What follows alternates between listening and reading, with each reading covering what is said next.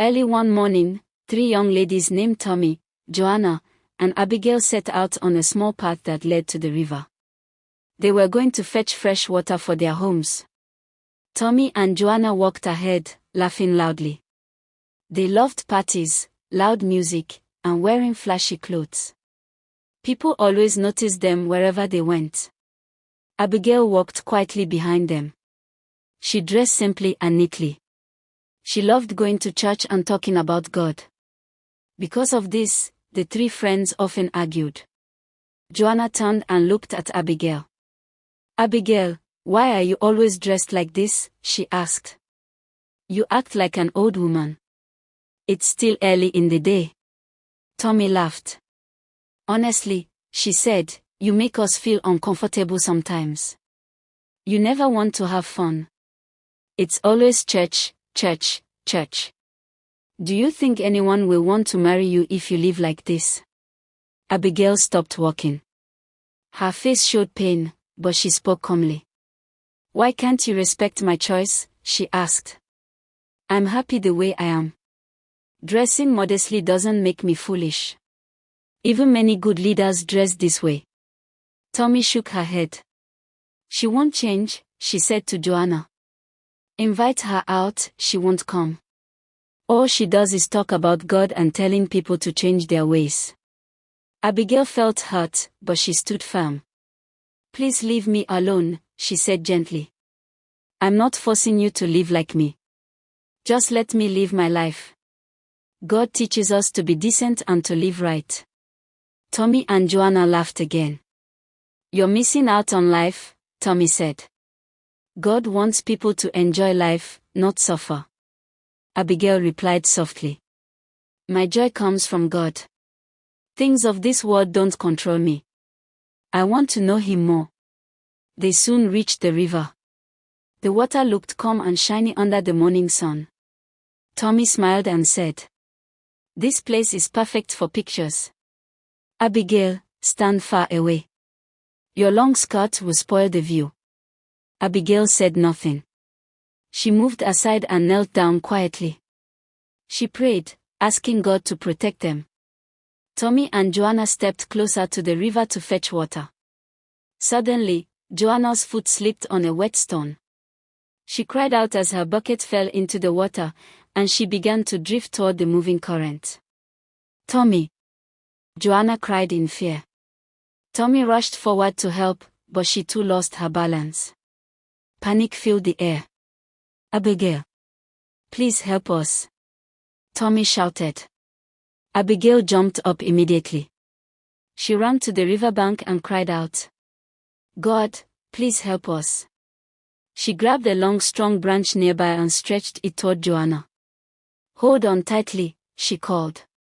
Joanna held the branch with all her strength. Abigail planted her feet firmly on the ground and pulled. Tommy helped from behind. After a short moment that felt very long, Joanna was safely pulled back to land. They sat on the ground, breathing heavily. No one spoke at first. Then Joanna began to cry. "I was so scared," she said. "Abigail, you helped us even after all the things we said." Tommy lowered her head. "We laughed at you," she said quietly. "But you didn't laugh at us. You saved us." Abigail smiled gently. "It wasn't me," she said. "God helped us. I only trusted Him." Joanna wiped her tears. "We thought your faith was useless," she said. "But today, it saved us." Tommy nodded slowly. "Maybe we still have a lot to learn." Abigail stood up and held their hands. "I don't want to force you to change," she said kindly. "I just want you to know that God's love is real. It protects and saves." The river continued to flow quietly. The three friends picked up their water and began the walk home. There was no loud laughter anymore. Instead, there was silence filled with thought, humility, and a new understanding. As they walked home, the sound of their footsteps replaced the laughter that once filled the air. Each of them was lost in her own thoughts. After a while, Tommy broke the silence. Abigail, she said softly, when you were praying by the river, were you praying for us? Abigail nodded. Yes. I pray for you often, she replied. Not because I think I'm better, but because I care about you. Joanna looked surprised. Even when we mock you? Abigail smiled gently. Yes. Love does not stop because of insults. That day, something changed between them. In the days that followed, Tommy and Joanna noticed things they had never paid attention to before. They saw how Abigail spoke kindly to everyone, how she was always calm, and how people trusted her. One Sunday morning, Joanna hesitated at her doorway. Abigail, she called out, can I walk with you to church today? Abigail's face lit up. You're welcome anytime, she said. Tommy didn't go that day, but she watched them leave.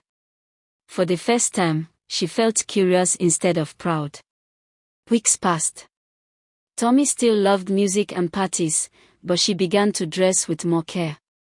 Joanna started asking questions about God. And Abigail remained the same, steady, kind, and faithful. They were still different, but now there was respect. One evening, as the sun set, the three friends sat together outside their homes. Tommy spoke quietly. That river taught me something, she said. Life can look calm, but danger can come suddenly. I want something stronger to hold on to. Abigail nodded. That strength is always there, she said. God does not force himself on anyone. He waits. Joanna smiled. And when we called, he answered. They sat together, no longer divided by laughter or pride, but joined by understanding. And from that day on, whenever the three friends walked together, they remembered the river, not as a place of fear, but as the place where humility, faith, and true friendship began. As months turned into a year, the bond between the three friends grew in quiet but meaningful ways. Their friendship was no longer loud or competitive, it was thoughtful and sincere. Tommy began attending church occasionally, not out of obligation, but out of a desire to understand the peace she saw in Abigail's life. She still loved music, but now she listened more than she spoke. Sometimes, after a long day, she would sit alone and remember the river, whispering a short prayer she was still learning how to say. Joanna, on the other hand, became more eager. She read scriptures with Abigail and asked questions without fear of sounding ignorant.